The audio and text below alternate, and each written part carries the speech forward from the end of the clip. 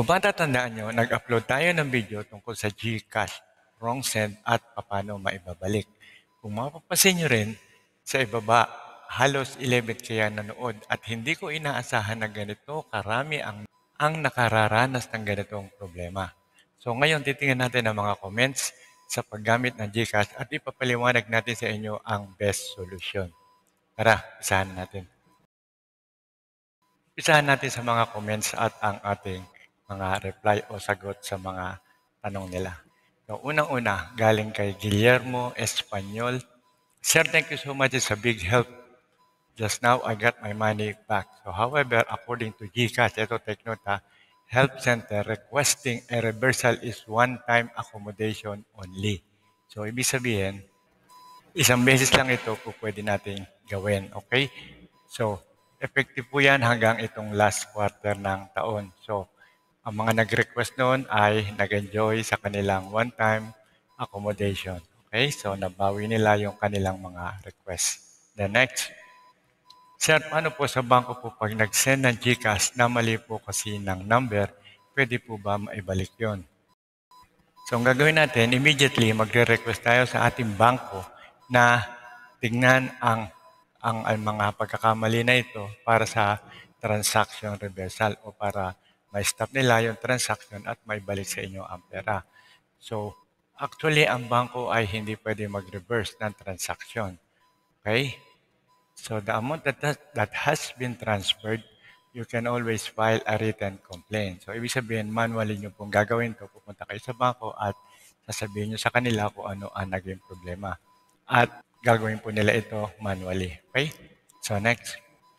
Hi, sir. Pahelp naman po. Galing kay user CI9. May GCash QR standy po ako dito sa store. Tapos may na-receive ako na 1,700. Wala naman nag-scan nung time na yon. So, bigla na lang po nag-text si GCash na may na-receive akong 1,700 sa GCash. Paano po yon? So, sa case na ito, maaaring may nagpadala na wrong send and then nagpalaga ng ticket sa GCash para mahabol o maisole yung na-send sa iyo. So, ang GCash actually will not send any money. So, hindi sila magpapadala ng pera sa iyo. Para saan? Para ano? So, definitely, merong nagkamali. At ang GCash ay hindi responsible sa mga transactions mo. Sarili mo yan, personal mo yan. Okay, so yun lang ang posibleng nangyari dyan. The next, galing naman kay Marilyn Balbastro. Paano po yung nag-send ako ng pera from kiosk to GCash? Please sir, thank you po. Actually, ang kiosk ay kinukonsider din natin na isang outlet. Okay? At ang maganda dito ay may resibo na binibigay. So magagamit mo lang ang resibo kapag hindi nakarating yung pinadala mo or hindi pumasok sa account mo. And then, pwede mo i-complain gamit ang resibo. Pero kung wrong send, malabo mo pa din itong ma-refund. Okay? Next. Galing naman kay Sheila May Tapaus. Paano po ma-refund ulit? Kaso po nagpadala ako ng pera sa PayMaya. Hindi po nila na-receive. Okay, so actually ito, malaking chance na ma-recover to. So actually, you are always eligible for refund. Galing po yan sa PayMaya. So anytime pwede natin ma-refund, ano?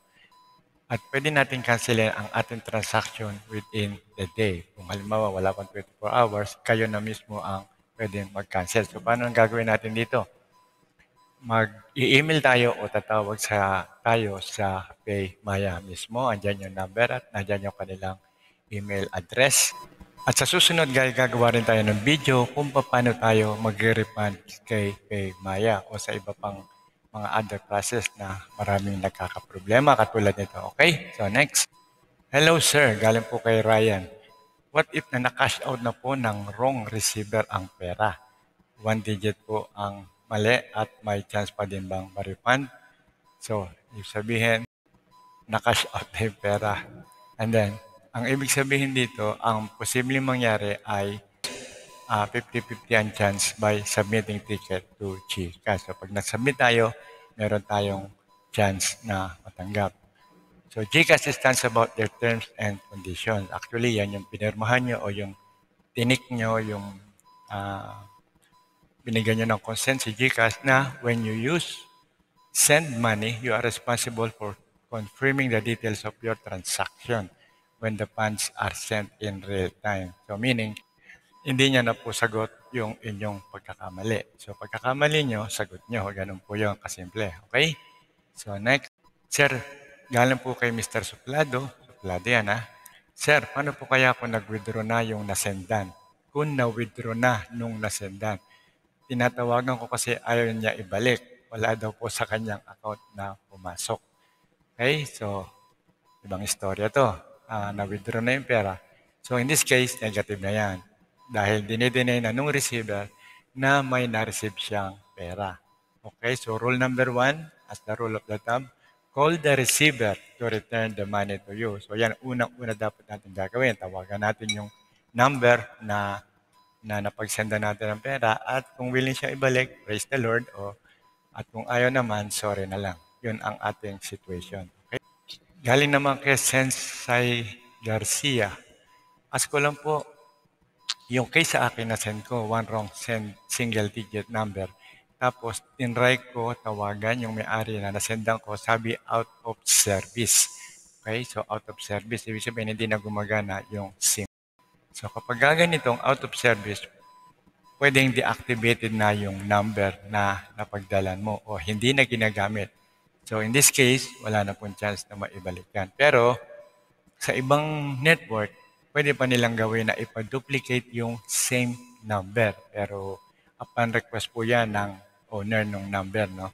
Na kung gagawin niya pa rin yung ano na to, yung paraan na to. Okay? So, siya po magre-request na duplicate niya yung number at baka sakali. Okay? And then, kay Sems TV, Sir, sabi naman ni Gigi, di na sila responsible doon sa narong send na pera. At galing din kay Jonalyn Labang, ganun din.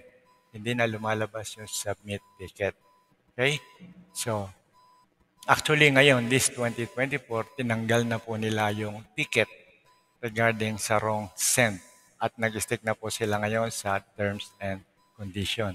So, GCash cannot reverse or send money transactions mula sa taon na to. Okay? So, yan po yung isa sa mga update natin. So, GCash update na po. Kung pupunta po tayo sa website ng GCash, makikita nyo, pagpapasok kayo sa GCash Help Center, yung may araw na yan ang nag-iisang related doon sa ating problema. So, send money to the wrong account.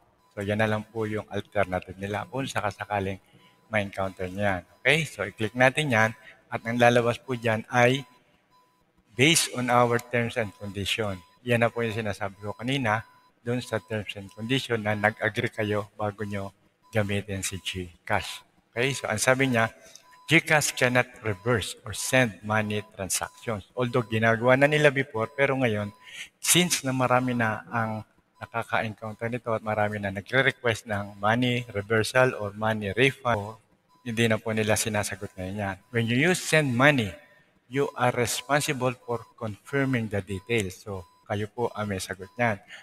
So, your transaction when the funds are sent in real time. Okay, ang ibig sabihin, kapag nag-send kayo ng pera, kayo na po ang responsible para sa mga details at hindi na nila sasagutin yan.